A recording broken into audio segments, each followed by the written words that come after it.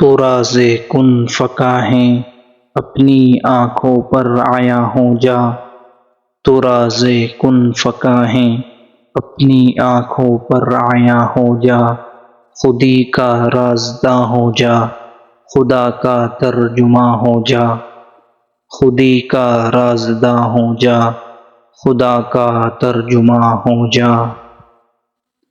انسان کو چاہیے کہ وہ حقیقت شناس بنے، اپنی ذات کو پہچانے اور اللہ کے پیغام کو دنیا میں عام کرے۔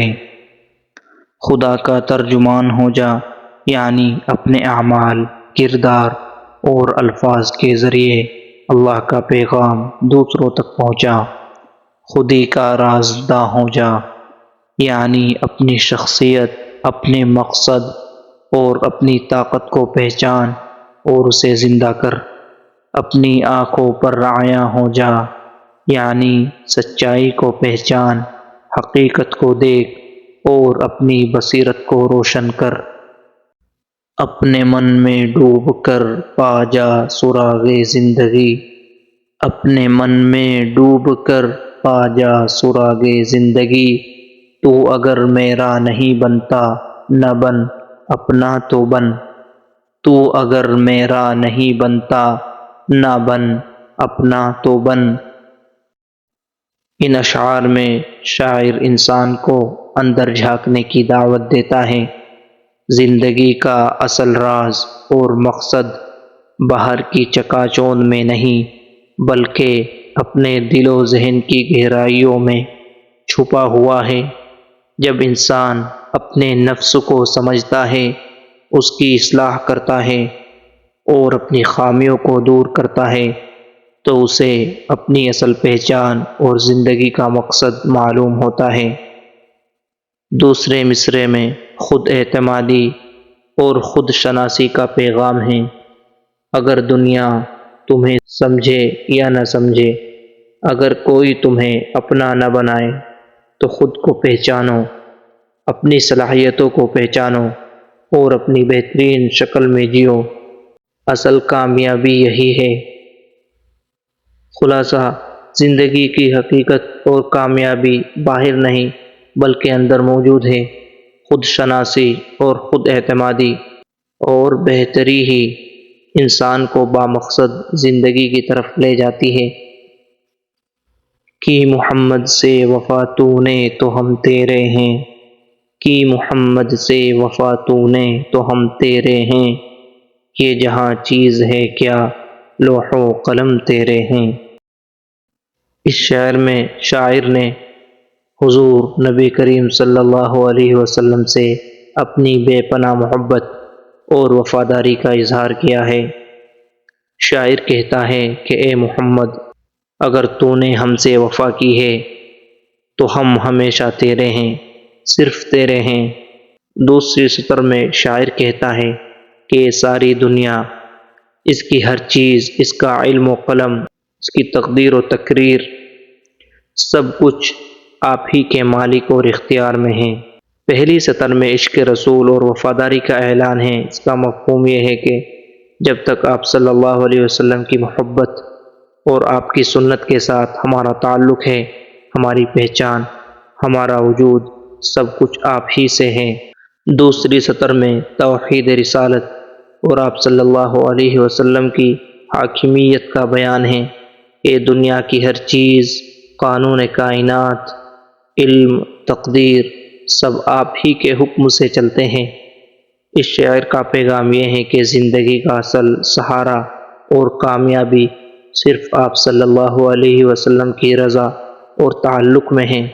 جو آپ صلی اللہ علیہ وسلم سے جڑ گیا، وہ دنیا و آخرت میں کامیاب ہو گیا۔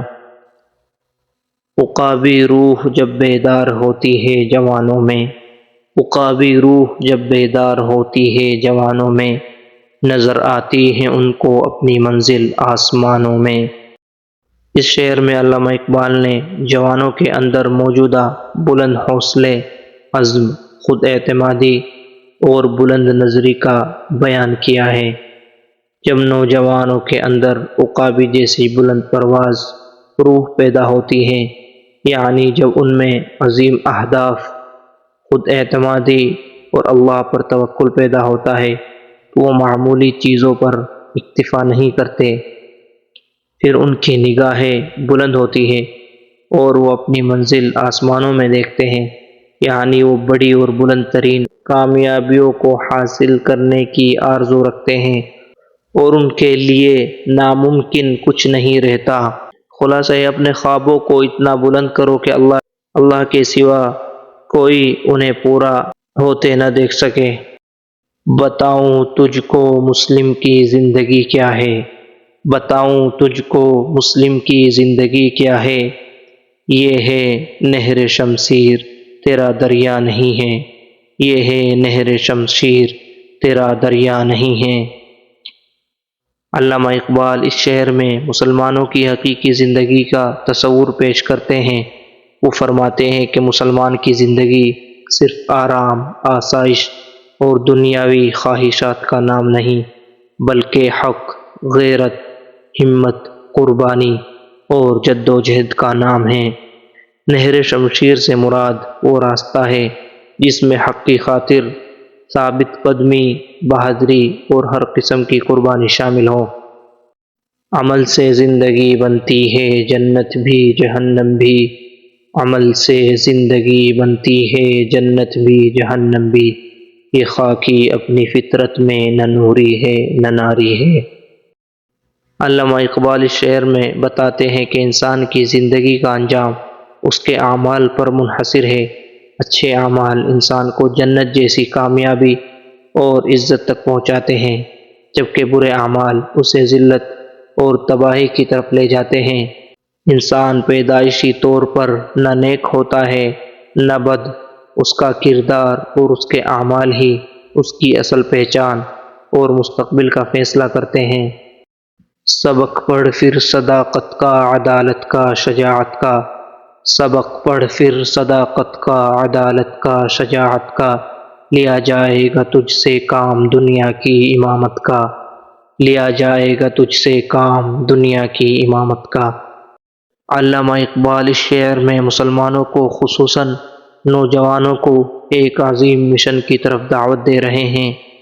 ان کے نزدیک دنیا میں قیادت یعنی امامت کا حق اس کو ملے گا جو 4 بنیادی اوصاف اپنے اندر پیدا کرے: صداقت یعنی سچائی، عدالت یعنی انصاف، شجاعت یعنی بہادری، امامت یعنی قیادت۔ اس شعر کا پیغام ہے، اگر ہم یہ اوصاف اختیار کر لیں تو فقط ہماری ذاتی کامیابی نہیں بلکہ پوری دنیا میں اسلام اور حق کی سربلندی اور قیادت بھی ہمارے حصے میں آئے گی۔ کبھی اے نوجواں مسلم تدبر بھی کیا تو نے، کبھی اے نوجواں مسلم تدبر بھی کیا تو نے، وہ کیا گردوں تھا تو جس کا ہے ایک ٹوٹا ہوا تارا، وہ کیا گردوں تھا تو جس کا ہے ایک ٹوٹا ہوا تارا۔ علامہ اقبال نوجوانوں کو جھنجھوڑتے ہوئے کہتے ہیں کہ اے مسلم نوجوان، کبھی تو نے اپنے ماضی پر غور کیا ہے؟ وہ قوم جو کبھی آسمانوں پر چھائی ہوئی تھی آج زمیں پر ذلیل و خوار ہے، جیسے آسمان کا ایک ٹوٹا ہوا تارا جس سے کوئی روشنی یا امید باقی نہیں رہی۔ یہ شعر تمہاری زبون حالی اور زوال پر فکر دلانے کے ساتھ ساتھ ہمیں اٹھنے اور اپنی کھوئی ہوئی عظمت دوبارہ حاصل کرنے کا پیغام دیتا ہے۔ دل سے جو بات نکلتی ہے اثر رکھتی ہے، پر نہیں طاقت پرواز مگر رکھتی ہے۔ علامہ اقبال فرماتے ہیں، جو بات سچے دل، خلوص اور ایمان سے کہی جائے وہ لوگوں کے دلوں پر گہرا اثر ڈالتی ہے، اگرچہ اس کے پر نہیں ہوتے مگر وہ دل سے دل تک پہنچنے کی طاقت رکھتی ہے۔ یہی اخلاص انسان کے الفاظ کو مؤثر اور یادگار بنا دیتا ہے۔ نہیں ہے تیرا نشیمن قصر سلطانی کے گنبد پر، نہیں تیرا نشیمن قصر سلطانی کے گنبد پر، تو شاہی ہے بسیرا کر پہاڑوں کی چٹانوں میں۔ علامہ اقبال اس شعر میں نوجوانوں کو شاہین کی طرح بلند حوصلہ، خوددار اور باہمت بننے کا درس دیتے ہیں۔ وہ فرماتے ہیں کہ ایک سچے مسلمان کی جگہ عیش و آرام اور آسائش نہیں، بلکہ بلند مقصد، آزادی، محنت اور جد و جہد ہے۔ جو شخص ہمت، خودی اور کردار کو اپناتا ہے، وہی حقیقی کامیابی اور عزت حاصل کرتا ہے۔